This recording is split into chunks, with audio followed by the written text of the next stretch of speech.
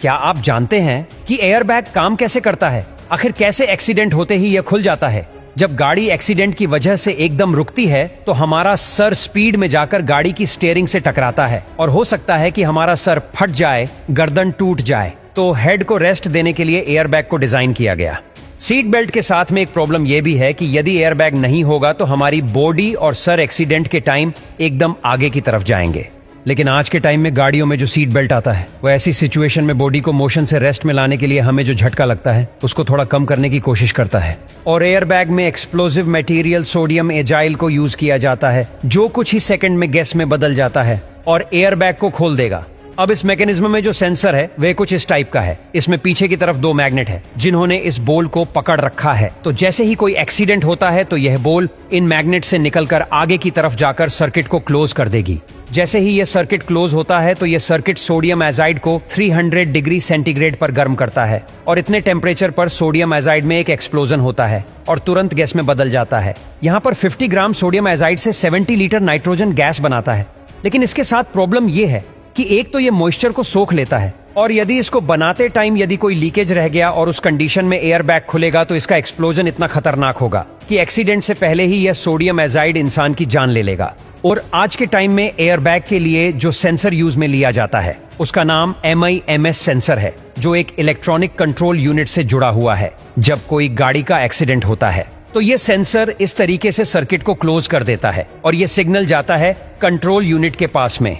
अब यह control unit ही decide करती है कि एयरबैग को खोलना है या नहीं और यह कंट्रोल यूनिट कई जगहों से इनपुट लेती है और डिसाइड करती है कि एक्सीडेंट हुआ है या ड्राइवर ने एकदम से ब्रेक मारा है। फर्स्ट सिग्नल इस कंट्रोल यूनिट के पास में एक्सीलेरोमीटर सेंसर से मिलता है कि गाड़ी की स्पीड कितनी जल्दी कम हुई है, ये ब्रेक लगाने से कम हुई है या एकदम से गाड़ी किसी चीज से स्ट्राइक होने से कम हुई है।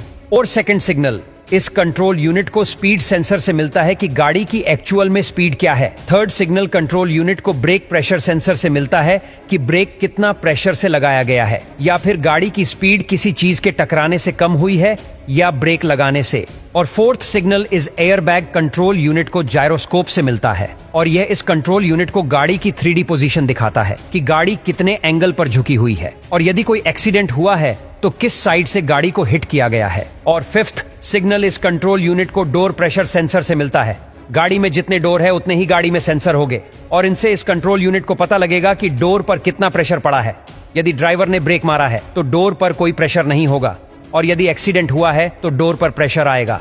Sixth signal seat occupation sensor से इस कंट्रोल यूनिट को मिलता है और यह सेंसर इस कंट्रोल यूनिट को बताता है कि गाड़ी में कितनी सीट पर पैसेंजर बैठे हुए हैं। जितनी सीट पर पैसेंजर होंगे उतने ही एयरबैग खुलेंगे। अब इन सभी सेंसर से यह कंट्रोल यूनिट डेटा को कलेक्ट करती है और 2 मिलीसेकंड के अंदर इस डेटा को कैलकुलेट कर लेती है। यदि एक्सीडेंट हुआ है तो एयरबैग के सर्किट को क्लोज करती है और जैसे ही एयरबैग सर्किट क्लोज होता है तो एयरबैग में जो एक्सप्लोजिव मटेरियल है उसको इग्नाइट करता है और एक एक्सप्लोजन करवाता है। इस एक्सप्लोजन के बाद में 20 से 30 मिलीसेकंड में एयरबैग में गैस भरने लग जाती है और 100 मिलीसेकंड तक पूरा एयरबैग खुल जाता है। यह एयरबैग 350 किलोमीटर पर आवर की स्पीड से खुलता है।